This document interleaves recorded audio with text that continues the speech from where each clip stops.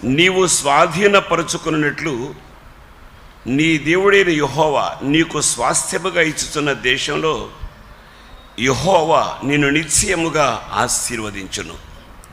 నీవున్న ప్రాంతంలో, పల్లెల్లో ఉన్నా, పట్టణంలో ఉన్నా, ఎక్కడున్నా మహిమగల దేవుడు నిశ్చయముగా నిన్ను ఆశీర్వదిస్తాడు. నమ్మిన వాళ్ళంతా ఒకసారి స్తోత్రం చెప్పండి. దేవుడు నన్ను ఆశీర్వదించాలి అనేవాళ్ళు స్తోత్రం చెప్పండి. అవునండి, ఎక్కడున్నా, మారుమూలలో ఉన్నా ఆయన నిన్ను ఆశీర్వదిస్తాడు. దేవునికి మహిమ కలుగునుగాక. నేను మీకు ప్రకటించే దేవుడు, నేను నమ్ముకున్న దేవుడు, నేను ఆరాధించే దేవుడు, మనం ఆరాధించే దేవుడు ఎవరంటే ఆశీర్వదించే దేవుడు. మరొక వాక్యాన్ని కూడా నేను మీకు చూపెడతాను. హెబ్రీ పత్రిక 6వ అధ్యాయం 14వ వాక్యాన్ని కూడా చదవండి ఒకసారి. తన తోడని ప్రమాణం చేసి నిశ్చయముగా నేను నిన్ను ఆశీర్వదిస్తాడా, ఆశీర్వదించడా? ఆశీర్వదించే దేవుడు మన దేవుడు. ఆయన ఆశీర్వదిస్తే ఎట్లా ఉంటుందో చెప్తాను. 1-2 విషయాలు చెప్తాను కూలంకుషంగా. ఆయన నిన్ను ఆశీర్వదిస్తే ఎట్లా ఉంటుందో ఆ ఆశీర్వాదం, ఐశ్వర్యాన్ని దేవుడిస్తాడు. మీరు పరిశుద్ధ గ్రంథంలో నుండి సామెతల గ్రంథం 10వ అధ్యాయం 22వ వాక్యం చూడండి. యెహోవా ఆశీర్వాదం ఐశ్వర్యం ఇస్తుంది. కష్టపడి 24 గంటలు పావుకులాడి 18 రోజులు 24 గంటలు 18 గంటలు ప్రయాసపడినా అది రాదు. కానీ ఆయన ఆశీర్వదించడం ప్రారంభిస్తే అమ్మా నిన్ను ఆయన ఐశ్వర్యవంతురాలుగా మారుస్తాడు. బాబు, ఆయన నిన్ను ఆశీర్వదిస్తే ఐశ్వర్యవంతుడు చేస్తాడు, నిన్ను ఐశ్వర్యవంతుడిగా చేస్తాడు. అయితే బైబిల్లో వాక్యం విని ఇక్కడ వినేది ఒకటే, చేసేది ఒకటైతే, నడిచే నడక ఒకటైతే ఆశీర్వాదం రాదు. నిన్ను చూసి పారిపోద్ది, నిన్ను చూసి ఖచ్చితంగా పారిపోద్ది. ఆశీర్వాదం రాదు రాదు రాదు, ముమ్మాటికి రాదు. గొర్రెకి బెత్తడే తోక, ఎప్పుడు చూసినా గొర్రెకి బెత్తడే తోక ఉంటుంది.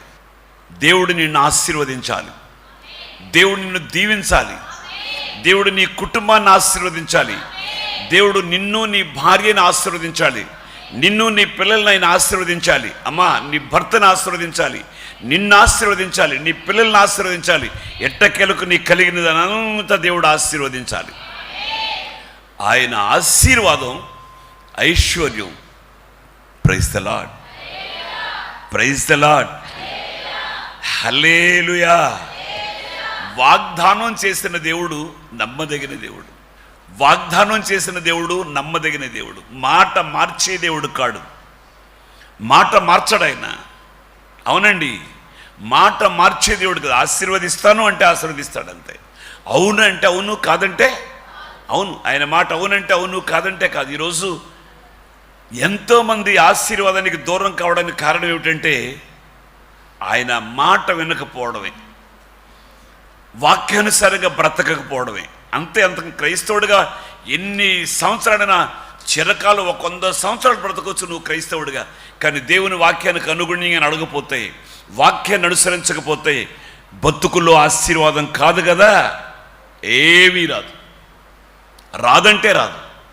మనం ఆశీర్వదించబడాలి, నేను ఆశీర్వదించబడాలనుకుంటే ఆయన వాక్యాన్ని మనం వినాలి.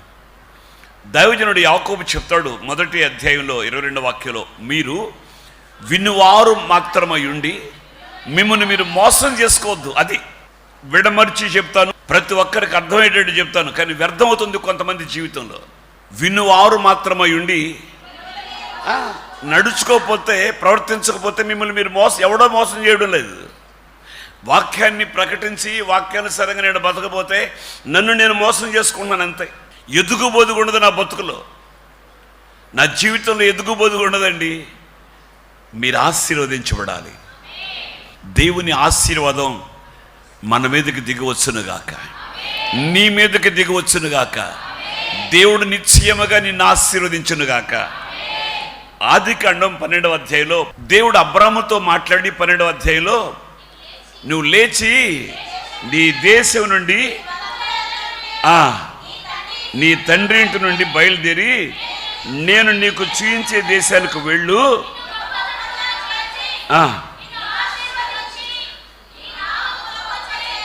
నిన్ను నీ నామమును గొప్ప చేయుదును, నీవు ఆశీర్వాదముగా ఉందువు, నిన్ను ఆశీర్వదించే వారిని నేను. అబ్రాహాము నిన్నెవరైతే ఆశీర్వదిస్తారో వాళ్ళని కూడా నేను ఆశీర్వదిస్తా. అందుకే మీతో చెప్తాను, ఎవరి నోట్లో కూడా మరొకరిని శపించొద్దు. అయ్యా దేవుడు నిన్ను ఆశీర్వదించను గాక అని చెప్పండి. మీరు. అప్పుడు దేవుడు నిన్ను ఆశీర్వదిస్తాడు. నిన్ను ఆశీర్వదించే వాళ్ళని నేను నిన్ను ఆశీర్వదిస్తా. ఎవరైతే నిన్ను ఆశీర్వదిస్తారో వాళ్ళని నేను ఆశీర్వదిస్తా. అబ్రాహాముతో 12వ అధ్యాయంలో దేవుడు వాగ్దానం చేశాడు. 24వ అధ్యాయం మొదటి వాక్యంలో అబ్రహాం బహుకాలము గడిచిన వృద్ధుడై ఉండెను, అన్ని విషయాల్లో, ఒకటి కాదు రెండు కాదు, అన్ని విషయాల్లో యెహోవా అబ్రాహామును ఆశీర్వదించాను. దేవునికి స్తోత్రం కలుగును గాక. హల్లెలూయా. వాగ్దానం చేశాడు దేవుడు. అబ్రాహాముతో అబ్రాహామును ఆశీర్వదించాడు. అబ్రాహాము ఆశీర్వాదమే కాదండి, ఐశ్వర్యవంతుడయ్యాడు. నా ప్రియమైన దేవుని పిల్లలారా, నిశ్చయముగా నేను నిన్ను ఆశీర్వదిస్తాను. నటనొద్దు మనకి. భక్తి అనే ముసుగులో ఉంటే అక్కడే ఉంటావు. భక్తి అనే ముసుగులో ఉంటే అక్కడే ఉంటావు. తేరుకో. ఆయన నిన్ను ఆశీర్వదిస్తాడు. ఆయన ఆశీర్వాదాన్ని పొందుకో. ఆశీర్వదించే దేవుడు చెయ్యి చాంపాడు, గుప్పిలు విప్పాడు, నిన్ను ఆశీర్వదిస్తాడు. నీ కుటుంబాన్ని ఆశీర్వదిస్తాడు. ఆయన నీ పిల్లల్ని ఆశీర్వదిస్తాడు. నీ వ్యాపారాన్ని ఆశీర్వదిస్తాడు. నీ వ్యవసాయ రంగాన్ని ఆశీర్వదిస్తాడు. నీ తోటలు ఆశీర్వదించబడతాయి. నువ్వు చేసే చేతి పని నీకు ఆశీర్వాదకరంగా ఉంటుంది. అన్ని దిశలుగా అబ్రాహామును ఆశీర్వదించినట్టుగా మనల్ని ఆయన ఆశీర్వదిస్తాడు. ఆశీర్వాదం నీ దగ్గరికి వస్తే ఆశీర్వాదంతో ఆగిపోవు, ఐశ్వర్యవంతుడు అవుతావు. మరొక వాక్యాన్ని కూడా నేను మీకు చూపెడతాను బైబిల్లో నుంచి. కీర్తనల గ్రంథం 37వ కీర్తన 22వ వాక్యం. యెహోవా ఆశీర్వాదము నొందిన వారు భూమిని స్వతంత్రించుకుంటారు. స్తోత్రం చెప్దాం ఒక్కసారి. హల్లెలూయా. దేవుని ఆశీర్వాదం నిశ్చయముగా నేను నిన్ను ఆశీర్వదిస్తాను. ఆయన ఆశీర్వాదం నువ్వు పొందితే నువ్వు ఏమి ఎకరా సెంటు భూమి కూడా లేదు, అడుగు పెట్టడానికి భూమి లేదనుకున్నావా, భూమిని స్వతంత్రించుకుంటావు. దేవునికే మహిమ కలుగునుగాక. హల్లెలూయా. దేవుడు అబ్రాహాముతో మాట్లాడి నిశ్చయముగా నేను నిన్ను ఆశీర్వదిస్తాను, నిన్ను ఆశీర్వదించే వాళ్ళని కూడా నేను అని చెప్పిన దేవుడు అబ్రాహాముని ఆశీర్వదించాడు. ఆశీర్వదించడం మాత్రమే కాదు, అబ్రాహాము దేవుడు చెప్పినట్టు చేశాడు. దేవుడు చెప్పినట్టు చేస్తే అబ్రాహాముతో దేవుడు మాట్లాడి, అబ్రాహాం కొంచెం కళ్ళు పైకెత్తి చూడవయ్యా, కళ్ళు పైకెత్తి చూడని చెప్పిన తర్వాత అబ్రాహాం కళ్ళు పైకెత్తి చూస్తే, చూడు ఇదిగో ఈ భూమి మీద నువ్వు సంచరించు. ఆదికాండం 13వ అధ్యాయానికి రండి. బైబిల్ తెరిచి 13వ అధ్యాయం 14వ వాక్యాన్ని 15వ వాక్యాన్ని చదువుదాం.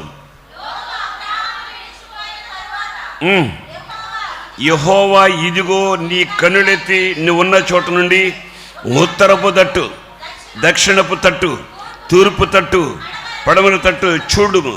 ఎందుకనగా నీవు చూచుచున్న ఈ దేశమంతటిని నీకును నీ సంతానమునకును సదాకాలం ఇచ్చెదను, మరియు నీ సంతానమునకు భూమి మీద నుండి రేణువుల వలె విస్తరింపచేసేదను.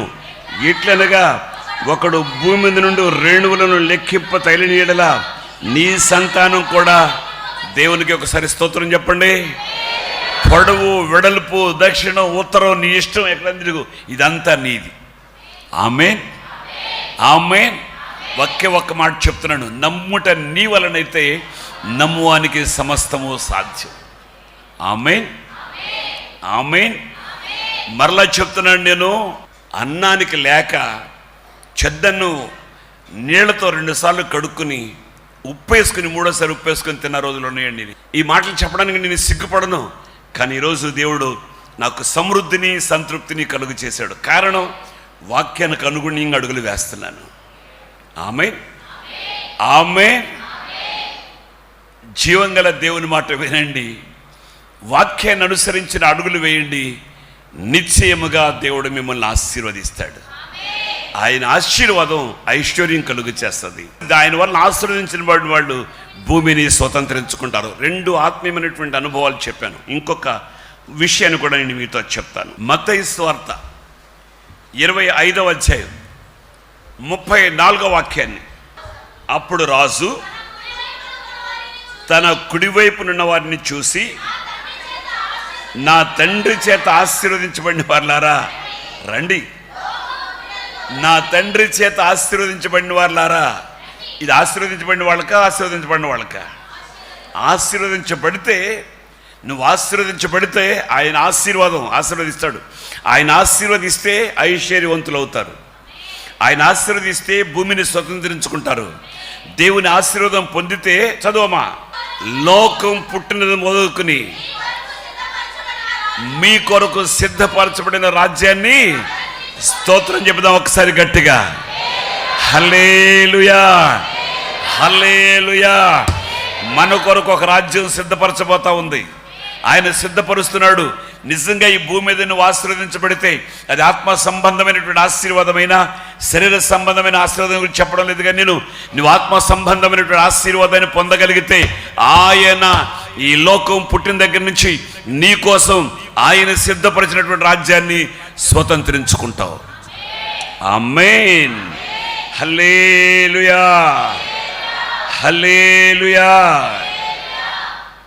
ఆశీర్వదించబడిన వాళ్ళు మన కొరకు ఆయన సిద్ధపరిచినటువంటి రాజ్యాన్ని ఇక్కడ బాగానే ఉంటారు, బాగానే వింటారు, ఏదో విన్నట్టే ఉంటారు, కానీ బయటకు వెళితే ఉంటుంది. వినండి తల్లి, నేను మీ బాగు కోసమే చెప్పేది. మనం పరలోకంలో ఉండాలని ఆశ, అంతే, అంతకంటే ఏం కాదు. మనం పరలోకంలో ఉండాలని ఆశ, అంతకంటే ఏం కాదమ్మా. మనం అందరం కలిసి ఆయన రాజ్యంలో ఉండాలని ఆశ, ఆయన మహిమగల రాజ్యంలో ఉండాలని ఆశ, అంతే, అంతకుమించేం లేదు. మన కోసం ఆయన సిద్ధపరుస్తున్న రాజ్యం. ఆ రాజ్యం ఈ లోక రాజ్యాలే కాదు, ఈ లోక రాజ్యాల వంటిది కాదు ఆ రాజ్యం. ఈ లోక రాజ్యాలన్నీ ఏదో ఒక రోజు కుప్పకూలినట్టు కూలిపోతాయి. ఒకప్పుడు అమెరికా ధనవంతులు గల దేశంగా ఉంది, అది ధన సమృద్ధి కలిగినటువంటి దేశం అనేవాళ్ళు అమెరికా. ఒక్కసారి కుప్పకూలినట్టు కూలిపోయింది. అవునండి, కుప్పకూలినట్టు కూలిపోయింది. ఆ ఐశ్వర్యం ఇప్పుడు లేదు. ప్రియమైన దేవుని పిల్లలారా, ఓడలు బళ్ళు వాళ్ళు అవుతాయి, కానీ నీవు ఆయన వాక్యానికి అనుగుణ్యంగా అడుగులు వేస్తే దేవుడు నిన్ను నిశ్చయముగా ఆశీర్వదిస్తాడు. ఆమేన్. ఆయన మన కోసం సిద్ధపరిచిన రాజ్యానికి వారసులుగా చేస్తాడు. ఆ రాజ్యాన్ని మనం స్వతంత్రించుకుంటాం. ప్రైజ్ ది లార్డ్, హల్లెలూయా, హల్లెలూయా. చాలామంది అనుకునేది ఏమిటంటే, బైబిల్లో ఉన్నమాట, దేవుని రాజ్యం అంటే భోజనము పానం అని. దైవజనుడు పౌలు రోమీయులకు రాసిన పత్రిక 14వ అధ్యాయం 17వ వాక్యాన్ని, దేవుని రాజ్యం భోజనమును పానమును కాదు గాని నీతియు సమాధానమును పరిశుద్ధాత్మ యందలి. దేవుని రాజ్యం అంటే ఇది అనుకున్నారు చాలామంది. తింటాం, వండుకోవటం, తింటాం, వండుకోవడం, తింటాం, వండుకోవడం, తింటాం, పంచుకోవటం, వండుకోవడం, తింటాం కాదు దేవుని రాజ్యం. నీతి, సమాధానం, పరిశుద్ధాత్మ యందలి, ఇది దేవుని రాజ్యం. ఈ రాజ్యానికి మనం వారసులం కావాలి. హల్లెలూయా, హల్లెలూయా. కొంతమందికి ఏం అర్థం కావట్లా, దేవుని రాజ్యం అంటే ఏం అర్థం కావట్లా. మనం మొదటగా ఆశీర్వదించబడదాం. ఆయన చేత ఆశీర్వదించబడిన వాళ్ళు నిశ్చయముగా ఆత్మ సంబంధమైన ఆశీర్వాదం పొందిన వాళ్ళు ఆయన మన కోసం, మీకోసం సిద్ధపరుస్తున్నటువంటి ఆ రాజ్యాన్ని స్వతంత్రించుకుందురుగాక. హల్లెలూయా, హల్లెలూయా. ఈ లోకంలో ఉన్న రాజ్యాలన్నీ కుప్పకూలినట్టు కూలిపోతాయి ఏదో ఒక రోజు. కానీ మన కోసం ఆయన సిద్ధపరుస్తున్న రాజ్యం ఉంది. ఆ రాజ్యం ఎన్నటన్నిటికీ అది మారని రాజ్యం, చెదిరిపోని రాజ్యం, స్థిరంగా ఉండే రాజ్యం. దేవునికి స్తోత్రం కలుగును గాక. కదలని రాజ్యం అండి, అది కదలని రాజ్యం. బైబిల్లో నుంచి ఒక్క మాట నేను చెప్పి మీకు ముగించేస్తాను. ఒకే ఒక మాట చెప్పి ముగిస్తాను. దానియేలు గ్రంథంలో 2వ అధ్యాయం 44వ వాక్యం. ఆ రాజుల కాలములలో పరలోకమందున్న దేవుడు ఒక రాజ్యమును స్థాపించును, దానికెన్నటికి నాశనము కలగదు. ఆ రాజ్యం దానిని పొందిన వారికి గాక మరెవ్వరికి ముందు చెప్పిన రాజ్యములన్నిటినీ పగలగొట్టి నిర్మూలము చేయును గాని అది యుగ యుగముల వరకు దేవునికి మహిమ కలుగును గాక. యుగ యుగముల వరకు నిలిచి ఉండే రాజ్యం, ఆయన చేత ఆశీర్వదించబడిన వాళ్ళు పొందుకునే రాజ్యం, స్వతంత్రించుకునే రాజ్యం. ఆ రాజ్యానికి మన వారసులం కావాలి. Praise the Lord. గుడికి రావచ్చు, సందా ఇవ్వచ్చు, పరిచర్య చేయొచ్చు. నువ్వు దేవుని చేత ఆశీర్వాదం అంటే మారు మనసు పొందకుండా, బాప్తిసం పొందకుండా, పాప క్షమాపణ నిశ్చయిత పొందకుండా ఎంతకాలం ఉన్నా పరలోకంలో అడుగు పెట్టలేవు కదా, పరలోకాన్ని కూడా చూడలేవు. ఒకడు నీటి మూలముగాను ఆత్మ మూలముగాను జన్మించితేనే కానీ దేవుని రాజ్యంలో ప్రవేశించడు. అవునండి. మారు మనస్సు పొందాలి, పాప క్షమాపణ నిశ్చయిత పొందాలి, బాప్తిసం పొందాలి, పరిశుద్ధాత్మ అభిషేకం పొందాలి. వాళ్ళు దేవుని రాజ్యానికి, ఇది ఆత్మ సంబంధమైన ఆశీర్వాదం. ఈ ఆత్మ సంబంధమైన ఆశీర్వాదం ఎవరు పొందుతారో వాళ్ళు పరలోకంలో ఉంటారు. వాళ్ళు లేరు అనడానికి లేదు, ఎవరికి హక్కు లేదు. వాళ్ళు పరలోకంలో ఉండరు అని తీర్పు ఇవ్వడానికి ఎవరికి హక్కు లేదు. ఎవడు నోరు తెరిచి మాట్లాడడానికే లేదు అవకాశం. వాక్యానుసారంగా అడుగులు వేద్దాం, వాక్య ప్రకారం నడుచుకుందాం. దేవునికి మహిమ కలుగును గాక. Hallelujah, hallelujah, praise the lord. ఆ రాజ్యంలో మనం చేరుకుందాం. ఆ రాజ్యానికి మనం వారసులుగా నిలబడదాం. Praise the lord. రాజ్యాలు మారుతాయి, రాజులు మారుతారు, కానీ మన రాజ్యం మారని రాజ్యం. మన రాజు, రాజులకు రాజు, రారాజు యేసుక్రీస్తు మారని దేవుడు, మార్పు లేని దేవుడు. హల్లెలూయా, హల్లెలూయా, హల్లెలూయా. దేవుడు ఒక వాగ్దానం చెప్పాడు, నిశ్చయముగా నేను నిన్ను ఆశీర్వదిస్తా. ఆశీర్వదించబడాలని మనమంతా ఆశపడ్డాం. ఆశీర్వదించి ఊరుకోడైనా ఆశీర్వాదం నీకు ఐశ్వర్యంగా మారుస్తాడు. ఆమేన్. ఆశీర్వాదం పొందావు, ఐశ్వర్యవంతుడివే. నువ్వు ఐశ్వర్యవంతుడివే. ఆత్మ సంబంధమైనటువంటి ఆశీర్వాదం పొందావు, రాజ్యంలో ఉంటావు. Praise the lord. హల్లెలూయా. దేవుని చేత ఆశీర్వదించబడితే, ఆశీర్వదించబడిన వాళ్ళు భూమిని స్వతంత్రించుకుంటారు. ఆయన ఆశీర్వదిస్తే, బైబిల్లో మనం చదువుకున్న మత్తయి సువార్తలో 25వ అధ్యాయం 34వ వాక్యంలో, తండ్రి చేత ఆశీర్వదించబడిన వారులారా రండి, లోకం పుట్టినది మొదలుకొని మీ కొరకు ఎవరైతే ఆశీర్వదించబడ్డారో, ఆత్మ సంబంధమైన ఆశీర్వాదం, మారు మనస్సు, పాప క్షమాపణ నిశ్చయిత, బాప్తిస్మము, పరిశుద్ధాత్మ అభిషేకం ఎవరు పొందారో వారి కొరకు ఆయన సిద్ధపరుస్తున్నాడు ఒక రాజ్యాన్ని. ఆ రాజ్యం సదాకాలము నిలిచే రాజ్యం, ఎన్నటెన్నటికీ తరిగిపోని రాజ్యం. ఆ రాజ్యానికి మనం వారసులుగా సిద్ధపడదాం. తలవంచండి, ప్రార్థన చేస్తాను. మహిమగల దేవా, మహిమగల మీ వాక్కు నా కొరకు మా కొరకు మాట్లాడావు. నేను ఆ రాజ్యానికి వారసులు కావాలని నా కొరకు మాట్లాడావయ్యా. ఎవరికి వారే నాతో మాట్లాడాడు దేవుడు, వాక్యమైన దేవుడు నా కొరకే. నేను ఆ మహిమగల రాజ్యంలో ఉండాలని ఆయన ఉద్దేశించి నేను ఆ మహిమగల రాజ్యంలో అడుగుపెట్టాలని కోరుకుంటూ నాతో మాట్లాడాడు. ఆయన నా కొరకు మాట్లాడాడు. అవునండి, ఆయన నిన్ను ఆశీర్వదించి నిన్ను దీవించి మహిమగల రాజ్యానికి వారసులుగా చేయాలని, ఆ రాజ్యం ఆయన రాజ్యం స్థిరమైనదని, ఆయన రాజ్యం ఎన్నటెన్నటికీ కదలేని రాజ్యం అని, నిశ్చలమైనటువంటి రాజ్యం అని, ఆ రాజ్యంలో మనం ఉండాలని, నేనుండాలని, ఆయనతో కూడా మనం ఉండాలని ఆశిస్తూ ఈ భూమి మీద ఆత్మ సంబంధమైనటువంటి ఆశీర్వాదాలతో మనం నింపి నడిపిస్తూ ఉన్నాడు. ఆత్మ సంబంధమైనటువంటి ఆశీర్వాదాలు మనం పొందుకోవాలి అని ఆశిస్తే వాక్యాన్ని వినిపోవడం కాదు, వాక్యానికి అనుగుణ్యంగా అడుగులు వేయి.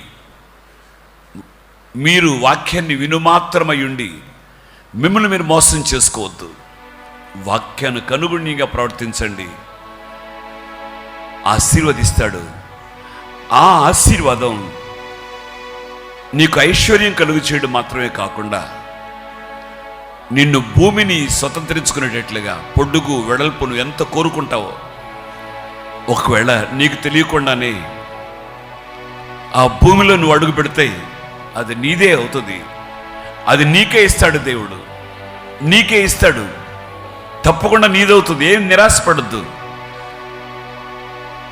ఆయన ఆశీర్వదించబడిన వాళ్ళు లోకం పుట్టినప్పటి నుంచి ఆయన ఎవరికైతే సిద్ధపరుస్తున్నాడో వారికి ఆ రాజ్యాన్ని ఇస్తాడు. ఎవరికి ఏది ఇవ్వడమో ఆయనకు తెలుసు, ఎవరికి ఏది ఇవ్వాలనుకుంటాడో ఆయనకు తెలుసు. ఖచ్చితంగా అవన్నీ మనకు అనుగ్రహిస్తాడు ఆయన. ఒక్కటే, వాక్యాన్ని వింటున్నావు, వాక్యానుసారంగా బతుకు. అయ్యా, వాక్యాన్ని విని వెంటనే విడిచిపెట్టేస్తున్నారయ్యా. యథా రాజా తదా ప్రజ. నా బతుకు అంతే, అట్లాగే ఉందయ్యా. లేదయ్యా, ఇక మీదట నా మనస్సు మార్చుకుంటానయ్యా, నా విధానం మార్చుకుంటానయ్యా, నా పద్ధతులు మార్చుకుంటానయ్యా, వాక్యానికి అనుగుణ్యంగా అడుగులు వేస్తానయ్యా. మహిమగల మీ రాజ్యానికి, నా కోసం ఆశీర్వదించబడిన నా కోసం, నీ వలన ఆశీర్వాదం పొందిన నా కోసం ఆ రాజ్యాన్ని స్వతంత్రించుకుని ఆధిక్యత, అధికారం కలుగు చేసి మీ మహిమగల రాజ్యంలో మీతో కూడా ఉండే అవకాశం, భాగ్యం దయచేయమని. విత్తబడినటువంటి మీ వాక్యం ప్రతి హృదయంలో మొలకెత్తాలి, నాటబడాలి, ఎదగాలి, ఫలించాలి. అట్టి ఆత్మీయ అనుభవాన్ని దయచేసి ఘననామానికి మహిమ తెచ్చుకోమని నజరేయుడైన యేసు నామములో ప్రార్థన చేసి వేడుకొంచున్నాం తండ్రి, ఆమేన్. మన తండ్రి అయిన దేవుని ప్రేమ, ప్రభువైన యేసుక్రీస్తు కృప, పరిశుద్ధాత్మ దేవుని దీవెన, ఆశీర్వాదాలు. ఆయన ఆశీర్వాదం పొందాలని, ఐశ్వర్యవంతులు కావాలని, భూమిని స్వతంత్రించుకోవాలని ఆయన తన కొరకు సిద్ధపరిచిన రాజ్యానికి వారసులు కావాలని ఆశిస్తే ప్రార్థన చేసిన ప్రియమైన పిల్లలకు ఆయన కృప తోడై ఉండునుగాక. ఆమేన్. వందనాలందరికీ. దేవుడు మిమ్మల్ని ఆశీర్వదించునుగాక. Hosanna hosanna. అపోస్తలులు ప్రవక్తలు వేసిన పునాది మీద కట్టబడుదాం రండి. పగల మేఘ స్తంభమై రాత్రి అగ్ని స్తంభమై తన ప్రజలను నడిపించిన దేవునికి, కామ క్రోధ మదమచ్చర్యాలు లేని దేవునికి, పరిశుద్ధికి చరిత్ర కలిగినటువంటి దేవునికి ఆరాధన చేద్దాం. భూమికి పునాది వేసిన వాడు, సముద్రమునకు సరిహద్దు నియమించిన వాడు మన మధ్యలో సంచరిస్తూ ఉన్నాడు. హోసన్నా ఆదివారపు ఆరాధనా సమయం ఉదయం 10:30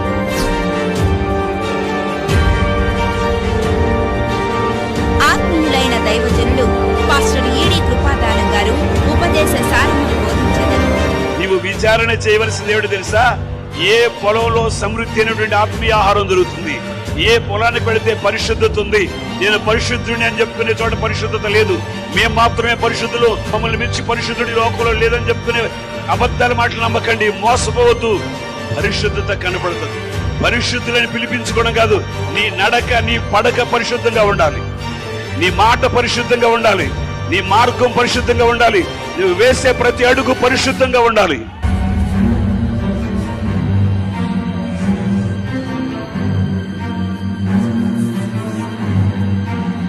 రండి, మన ప్రతి సమస్యకు పరిష్కారం పునరుద్ధానుడైన క్రీస్తు ద్వారానే పొందుకుందాం.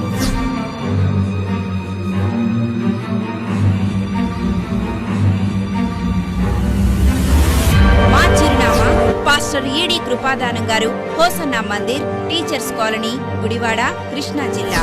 సెల్ నంబర్స్ 9440151662 మరియు 8520099954.